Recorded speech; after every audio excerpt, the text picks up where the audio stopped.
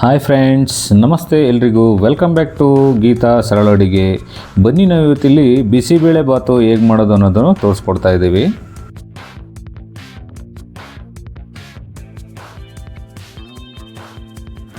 ಮೊದಲಿಗೆ ನಾವಿಲ್ಲಿ ಒಂದು ಕುಕ್ಕರ್ಗೆ 1 ಗ್ಲಾಸ್ ಅಕ್ಕಿ ಮತ್ತು 1 ಗ್ಲಾಸು ತೊಗರಿಬೇಳೆನ ಹಾಕ್ಕೊಂಡು ಚೆನ್ನಾಗಿ ಇದನ್ನು ವಾಶ್ ಮಾಡ್ಕೋಬೇಕು. ಧೂಳು ಗೀಳೇನು ಇಲ್ದಿರೇ ವಾಶ್ ಮಾಡ್ಕೊಂಡ ನಂತರ ನೋಡಿ ಈ ರೀತಿ ವಾಶ್ ಮಾಡ್ಕೋಬೇಕು. ನಂತರ ನಾವು ಸ್ವಲ್ಪ ಮೀಡಿಯಮ್ ಸೈಜಿಗೆ ಹಚ್ಚಿಟ್ಕೊಂಡಿರೋ ಅಂಥ ಕ್ಯಾರೆಟು, ಆಲೂಗಡ್ಡೆ ಮತ್ತು ಬೀನ್ಸ್ ಇದಕ್ಕೆ ಕುಕ್ಕರ್ಗೆ ಸೇರಿಸ್ಕೊಳ್ತಾ ಇದ್ದೀವಿ.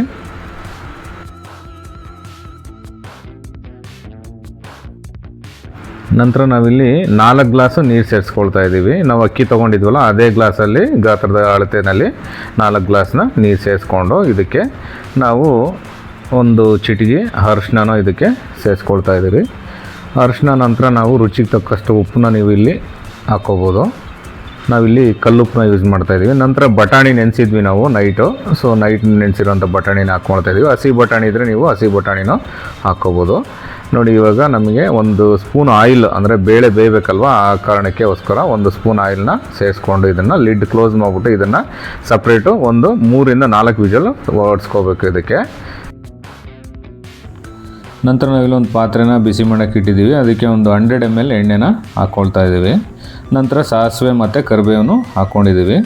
ನೋಡಿ, ಇಲ್ಲಿ ಮೀಡಿಯಮ್ ಸೈಜ್ ಕಟ್ ಮಾಡಿ ಇಟ್ಕೊಂಡಿರೋಂಥ ಒಂದು ಈರುಳ್ಳಿನ ನಾವು ಇಲ್ಲಿ ಇದಕ್ಕೆ ಸೇರಿಸ್ಕೊಳ್ತಾ ಇದ್ದೀವಿ. ನಂತರ ಇಂಗು ಅದರ ಜೊತೆಗೆ ಹಾಕ್ಕೊಳ್ತಾ ಇದ್ದೀವಿ. ಇಂಗು ನಿಮಗೆ ಆಪ್ಷನಲ್ಲು ಹಾಕ್ಕೊಂಡ್ರೆ ಹಾಕ್ಕೋಬೋದು, ಬಟ್ ಹಾಕ್ಕೊಂಡ್ರೆ ಚೆನ್ನಾಗಿರುತ್ತೆ. ನಿಮ್ಮ ಮನೇಲಿ ಇದ್ದರೆ ಹಾಕ್ಕೊಳ್ಳಿ, ನೀವು ಇಲ್ಲೇ ಹಾಕ್ಕೊಳ್ಳೇಬೇಕು ಅಂತ ಏನಿಲ್ಲ. ನಂತರ ನಾವಿಲ್ಲಿ ಒಂದು ಮೀಡಿಯಮ್ ಗಾತ್ರಕ್ಕೆ ಕ್ಯಾಪ್ಸಿಕಮ್ ಕಟ್ ಮಾಡಿ ಇಟ್ಕೊಂಡಿದ್ದೀವಿ, ಅದನ್ನು ಹಾಕ್ಕೊಳ್ತಾ ಇದ್ದೀವಿ.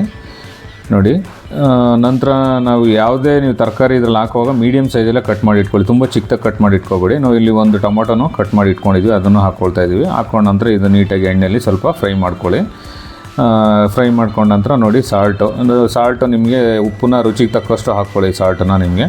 ನೆಕ್ಸ್ಟ್ ಒಂದು ನಿಂಬೆಹಣ್ಣು ಗಾತ್ರದ ಹುಣಸೆ ಹಣ್ಣು ನೆನೆಸಿಟ್ಕೊಂಡಿದ್ವಿ, ಅದರದ್ದು ರಸನೂ ಮತ್ತೆ ಸೇರಿಸ್ಕೊಳ್ತಾ ಇದ್ದೀವಿ. ಸೊ ಹುಣಸೆ ರಸ ಹಸಿ ವಾಸನೆ ಹೋಗೋವರೆಗೂ ಈ ರೀತಿ ಬಾಡಿಸ್ಕೊಳ್ಳಿ. ನಂತರ ನಾವಿಲ್ಲಿ ಒಂದು 4 ರಿಂದ 5 ಜನಕ್ಕೆ ಆಗೋಷ್ಟು ಬಿಸಿಬೇಳೆ ಬಾತ್ ಪೌಡ್ರ್, ಇದು ನಾವು ಹೋಮ್ ಮೇಡೇ ಮನೇಲೇ ಮಾಡಿರೋದು, ಅದನ್ನು ಸೇರಿಸ್ಕೊಂಡು ನಂತರ ಸ್ವಲ್ಪ ರುಚಿಗೆ ತಕ್ಕಷ್ಟು ಬೆಲ್ಲ ಹಾಕ್ಕೊಂಡಿದ್ದೀವಿ. ಬೆಲ್ಲ ಹಾಕ್ಕೊಂಡ್ರೆ ತುಂಬ ಟೇಸ್ಟ್ ಚೆನ್ನಾಗಿರುತ್ತೆ. ಸೊ ನೋಡಿ ನಾವು ಮೊದಲಿಗೆ ಒಂದು ವಿಜಲ್ ಹೊಡ್ಸ್ಕೊಂಡಿದ್ದೀವಲ್ವ ತರಕಾರಿ ಮತ್ತು ರೈಸ್ನ ಎಲ್ಲನೂ. ಸೊ ಈ ರೀತಿ ಇವಾಗ ನಾವು ಅದು ಮಸಾಲೆ ಎಲ್ಲ ಫ್ರೈ ಮಾಡ್ಕೊಂಡ್ಮೇಲೆ ಈ ರೀತಿ ಕುಕ್ಕರಲ್ಲಿರೋ ಅನ್ನನ ಎಲ್ಲ ಪಾತ್ರೆಗೆ ಸಪ್ರೇಟ್ ಇನ್ನೊಂದು ಪಾತ್ರೆಯಲ್ಲಿ ನಾವು ಮಸಾಲೆ ಏನು ಮಾಡ್ಕೊಂಡಿರ್ತೀವಿ ಈ ರೀತಿ ಎಲ್ಲ ಅದಕ್ಕೆ ಹಾಕ್ಬಿಟ್ಟು ಈ ರೀತಿ ಮಿಕ್ಸ್ ಮಾಡ್ಕೋಬೇಕು. ನೋಡಿ, ನಿಮಗೆ ಆ ಪೌಡ್ರ್ ಎಲ್ಲ ನಿಮಗೆ ಕೆಳಗಡೆಯಿಂದ ಇರೋದೆಲ್ಲ ನೀವು ನೀಟಾಗಿ ಮಿಕ್ಸ್ ಮಾಡ್ಕೋಬೇಕು. ಸ್ವಲ್ಪ ನಮಗೆ ಕನ್ಸಿಸ್ಟೆನ್ಸಿ ಸ್ವಲ್ಪ ಗಟ್ಟಿ ಅನ್ನಿಸ್ತು, ಅದಕ್ಕೆ ಒಂದು ಗ್ಲಾಸ್ ನೀರು ಹಾಕ್ಕೊಳ್ತಾ ಇದ್ದೀವಿ. ನೋಡಿ, ನಾವು ಒಣಕೊಬ್ಬರಿನ ಸ್ವಲ್ಪ ಮೇಲೆ ಇದನ್ನು ಹಾಕ್ಕೊಳ್ತಾ ಇದ್ದೀವಿ, ತುಂಬ ಚೆನ್ನಾಗಿರುತ್ತೆ ಟೇಸ್ಟು ಅಂದ್ಬಿಟ್ಟು.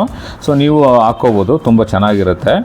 ಸೊ ನಂತರ ನಮಗೆ ಇಲ್ಲಿ ನೋಡಿ, ಈಗ ನೋಡ್ತಾ ಇರ್ಬೋದು ನೀವು ಯಾವ ರೀತಿ ಬಂದಿದೆ. ತುಂಬ ಗಟ್ಟಿನೂ ಇರಬಾರ್ದು ಬಿಸಿಬೇಳೆ ಬಾತು, ತುಂಬ ನೀರು ಇರಬಾರ್ದು, ಈ ರೀತಿ ಕನ್ಸಿಸ್ಟೆನ್ಸಿ ಇರಬೇಕು. ನಂತರ ಒಂದು 2 ಸ್ಪೂನು ನಾವಿಲ್ಲಿ ತುಪ್ಪನೂ ಇದಕ್ಕೆ ಸೇರಿಸ್ಕೊಳ್ತಾ ಇದ್ದೀವಿ. ಇದು ನಮ್ಮದು ಮನೆಯಲ್ಲೇ ಮಾಡಿರೋಂಥ ತುಪ್ಪ, ಇದು ಯಾವುದೇ ಬಾಕ್ಸ್ ಅಥವಾ ಪ್ಯಾಕೆಟ್ ತುಪ್ಪ ಅಲ್ಲ ಇದು. ನೋಡಿ, ನಂತರ ಚಿಕ್ಕದಾಗಿ ಕಟ್ ಮಾಡಿ ಇಟ್ಕೊಂಡಿರೋಂಥ ಕೊತ್ತಂಬರಿ ಸೊಪ್ಪನ್ನ ಹಾಕ್ಬಿಟ್ಟು ಈ ರೀತಿ ಮಿಕ್ಸ್ ಮಾಡ್ಕೋಬೇಕು ಚೆನ್ನಾಗಿ. ನೋಡಿ ಫ್ರೆಂಡ್ಸ್, ತುಂಬ ಚೆನ್ನಾಗಿ ಬರುತ್ತೆ. ನಮ್ಮ ಥರನೂ ಒಂದ್ಸರಿ ಟ್ರೈ ಮಾಡಿ ನೋಡಿ ಈ ರೀತಿ ಕನ್ಸಿಸ್ಟೆನ್ಸಿ. ಸೊ 4 ರಿಂದ 5 ಜನ ಇದನ್ನು ಊಟ ಮಾಡ್ಬೋದು ಮಾರ್ನಿಂಗು.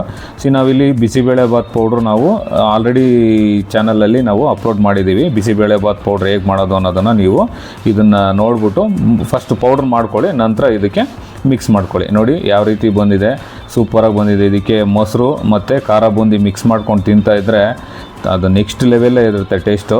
ನೋಡಿ, ನಾವು ಮಾಡಿ ಎಲ್ಲ ತಿಂದ್ಬಿಟ್ಟು ನಿಮಗೆ ವಿಡಿಯೋದಲ್ಲಿ ಈ ಥರ ತೋರಿಸ್ತಾ ಇರೋದು ನಾವು. ನೋಡಿ, ಸೂಪರಾಗಿ ಬಂದಿದೆ ಸ್ನೇಹಿತರೆ.